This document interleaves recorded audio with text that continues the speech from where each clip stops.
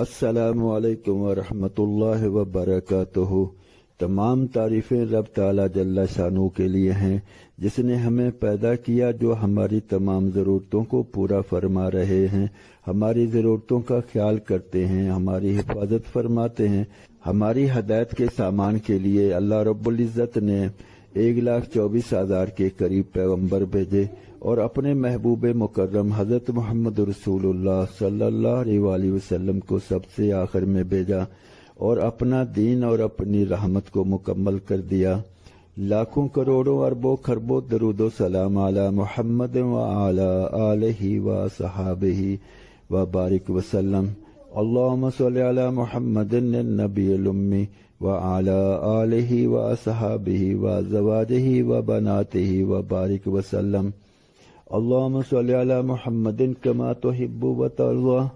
آج کی ویڈیو کی طرف بڑھنے سے پہلے درخواست ہے کہ ان گزارشات کو اپنے دوست احباب عزیز و اقارب میں شیئر کریں، ان کو بھی نیکی کے کام پر ابھاریں۔ ممکن ہے کہ کوئی ایک بھی عمل کرنے والا بن جائے، اگر کوئی ایک بھی عمل کرنے والا بن گیا تو اس کی بھی مغفرت ہوگی، اور دعوت دینے والوں کو بھی رب تعالی جل شانہ اپنے ہاں سے انعامات سے نوازیں گے، کیونکہ نبی مکرم صلی اللہ علیہ وسلم نے ایک مرتبہ حضرت علی المرتضیٰ رضی اللہ عنہ کو ارشاد فرمایا کہ اے علی، اگر تیری وجہ سے ایک آدمی کو بھی ہدایت مل گئی تو تمہاری مغفرت کے لیے کافی ہے۔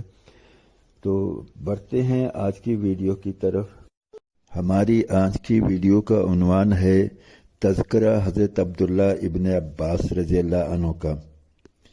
خود حضرت عبداللہ بن عباس رضی اللہ عنہ فرماتے ہیں، مجھ سے تفسیر پوچھو کہ میں نے بچپن میں قرآن شریف حفظ کیا ہے۔ دوسری حدیث میں ہے کہ میں نے 10 برس کی عمر میں آخر کی منزل پڑھ لی تھی۔ اللہ اکبر۔ اس زمانہ کا پڑھنا ایسا نہیں تھا جیسا کہ اس زمانہ میں ہم لوگ غیر زبان والوں کا، بلکہ جو کچھ پڑھتے تھے وہ ماں تفسیر کے پڑھتے تھے۔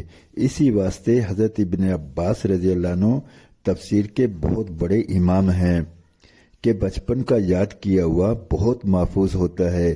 چنانچہ تفسیر کی حدیثیں جتنی حضرت عبداللہ بن عباس رضی اللہ عنہ سے نقل ہیں، بہت کم دوسرے حضرات سے اتنی نقل ہوں گی۔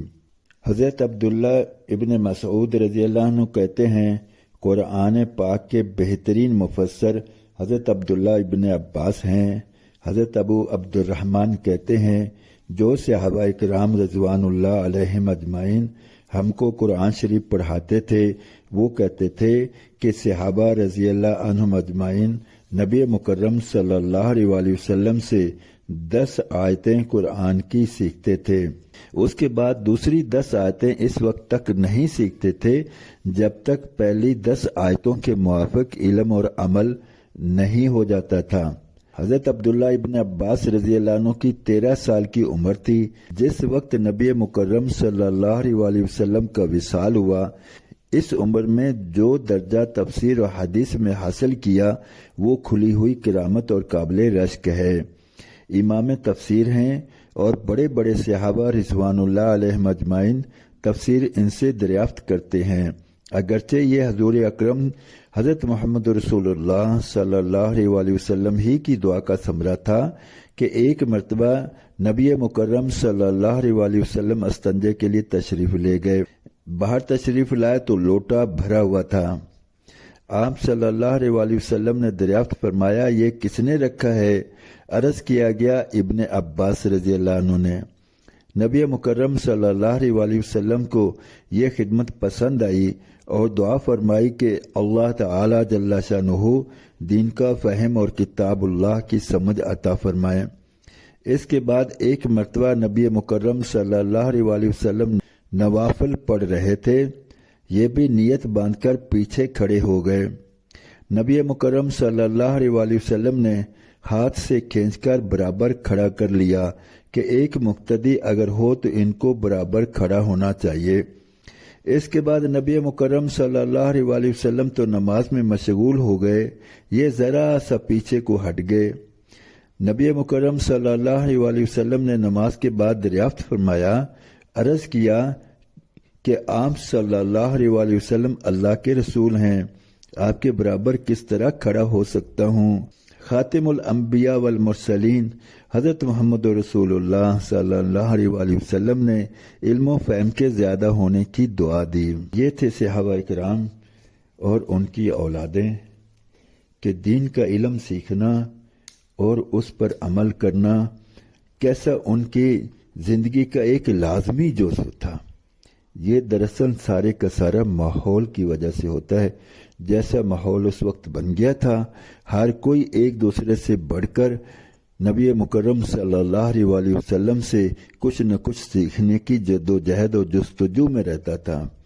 ایسا کیوں نہ ہوتا کہ رب تعالیٰ جل شانہ نے ان سارے صحابہ کرام کو چن چن کے پوری دنیا کے انسانوں میں سے اکٹھا کیا تھا۔ اسی لیے تو فرمایا کہ صحابہ قابل مدح ہیں، قابل تعریف ہیں اور قابل تقلید ہیں۔ اللہ کے پیارے محبوب محمد کریم رؤوف الرحیم صلی اللہ علیہ وآلہ وسلم نے ارشاد فرمایا، میرے سارے صحابہ ستاروں کی مانند ہیں، جس کی بھی پیروی کرو گے ہدایت پا جاؤ گے، کیونکہ ان کے اعمال ہی ایسے تھے، ہر کوئی ایک سے بڑھ کر ایک تھا۔ آج اگر ہمارا ماحول بھی دینی بن جائے تو یقیناً ہمارے بچے بھی دین سیکھنے میں فخر محسوس کریں اور ایک دوسرے سے بڑھ چڑھ کر سیکھیں۔ ہمارا چونکہ ماحول دنیا طلبی کا ہے تو ہمارے بچے اگر پڑھتے بھی ہیں تو دنیا ہی کی تعلیم کی جستجو میں، اور دین کی تعلیم اور دین کے حصول کے لیے چونکہ ہمیں فکر نہیں، اس لیے ہماری اولادوں کو بھی فکر نہیں۔ گزارش ہے کہ ان باتوں کو اپنے دوست احباب عزیز و اقارب میں شیئر کریں، ان کو بھی نیکی کے کام میں شامل کریں۔ ممکن ہے کسی کی ہدایت کا ذریعہ بن جائے، اگر کسی ایک کی بھی ہدایت کا ذریعہ بن گیا تو انشاءاللہ ہماری مغفرت کے لیے کافی ہوگا۔ اب تک کے لیے اتنا ہی، انشاءاللہ ملتے ہیں اگلی ویڈیو میں، تب تک کے لیے اللہ حافظ۔ السلام علیکم ورحمۃ اللہ وبرکاتہ۔